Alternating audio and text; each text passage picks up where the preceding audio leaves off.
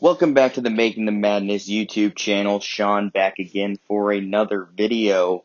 This one is on a commitment from one of the top players available in the transfer portal, AJ Bramah, the transfer from Robert Morris, briefly committed to Arizona State, and then he's retransferring again. He's going to Nevada this time, and that is a huge get for Steve Alford. Last season, Bramah averaged 21 points per game, 10 rebounds per game. And if you're not familiar with what AJ Bramah brings to the table, you could look at his three-point percentage. It's going to say 0%. He's never made one at the Division I level, but he's going to be able to. It's not a question of if, it's a question of when he's going to start taking them, because he is lethal in the mid-range game. He hits shots from, 17, 18, 19 feet consistently with his foot on the line a lot of times, just hits shots. That's just where he's comfortable in the mid-range game. He's a really physical big man inside too. And he's pretty athletic. His offensive game is so impressive, though, because of his shooting ability from the mid-range. Kind of a lost art in basketball, but I think Bram is going to be able to start hitting some three-point shots this year. And, if you're Nevada, you lose Addison Patterson earlier this week, no longer with the program. That opened up a scholarship for Bramah to commit. And I think Bramah this season adds more to what the Wolfpack are going to do than what Addison Patterson would have. The upside in the future with Patterson was much, much higher than what Bramah would, because he has more years of eligibility left. But this season, which could be a big season for Nevada, you'd rather have AJ Bramah. There's no question about it in my mind, because he had 21 and 10 for Robert Morris last year. He was incredibly efficient, and he's going to do that again for Nevada. I don't think he'll average 21 and 10, but could he average 13 and 6? Absolutely. No doubt in my mind that he will be a key piece of what the Wolfpack do next season.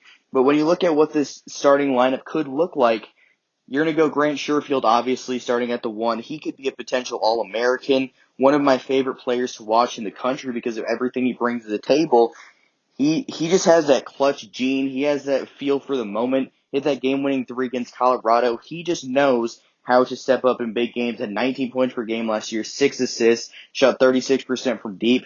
He's just an incredible player, going to be one of the best guards in the entire country. But the real key is probably going to be what Desmond Cambridge does, the transfer from Brown. He sat a seasons, played last year for Nevada.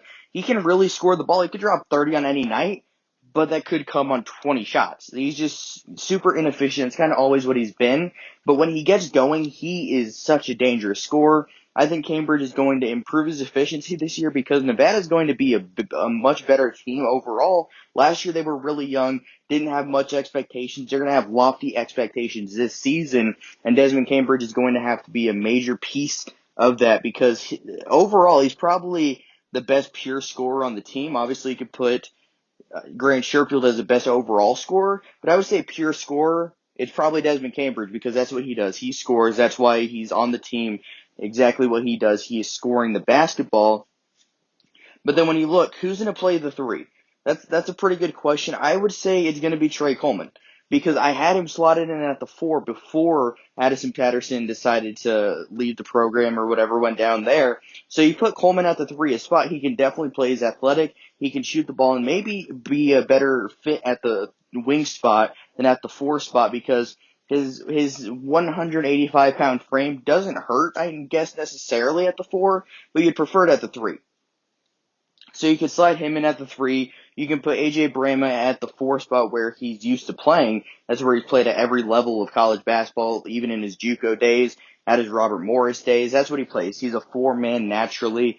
And then at the 5, you're going to probably start Warren Washington, who averaged 10 and 5 last year. Impressive 7-foot athletic big man. I think he's going to bring a lot to the table this season, but you can't forget about Will Baker, who I think could take a massive rise. Former 5-star recruit. He's going to be a solid piece for the Wolfpack next season, without a doubt.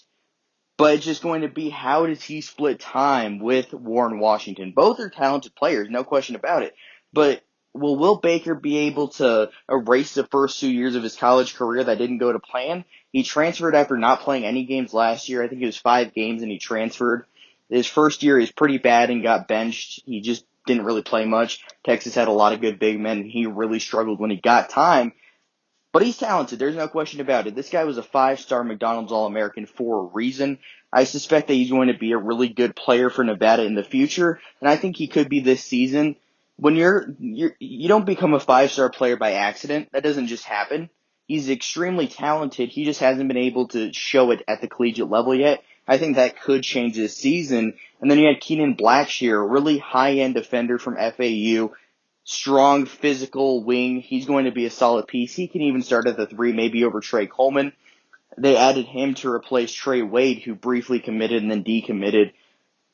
And that's kind of a solid replacement. I think Keenan Blackshear is going to be a sneaky piece for this Nevada team next season. And then you look at Daniel Foster. He could be a big piece off the bench. Alim Husainovich off the bench also. DeAndre Henry. And then Jalen Weaver and Nick Davidson, 2 incoming freshmen off the bench. Overall, though, this Nevada Wolfpack team is going to be really good next season. I had them as a top 10 team with Addison Patterson. With the way things have moved around with a lot of different teams when I update my rankings, which I'm going to get to at some point, it's just I haven't done it yet. They're probably going to be top 15, but it's not because they lost Addison Patterson. It's just because a lot of other teams have gotten really, really good, like Kentucky. I had them like 18th. They're going to go like top 10. So that's going to drop Nevada a little bit, but I still think Nevada is the best team in the Mountain West. The battle between them and Colorado State is going to be must-watch television all season, and it's going to be really fun because when Nevada's good, their fans are really crazy. I mean, crazy in a good way. They get super into it. Their Twitter fan base is pretty wild. And at games, like if you're watching on TV, you can see the atmosphere. That's a tough place to play in Reno with how crazy the fans can get at times. You look at the Cody Martin days, Caleb Martin, Jordan Caroline. They got wild in those days, and with how successful they were, they made a Sweet 16 run before losing to Loyola Chicago, obviously. But I think Nevada could be in for a run like that this season, led by Grant Sherfield. So it's going to be a team I talk about quite a bit before we head into November when the college basketball season starts and when the season gets rolling on. Like and subscribe if you enjoyed the video, and until next time, have a good one.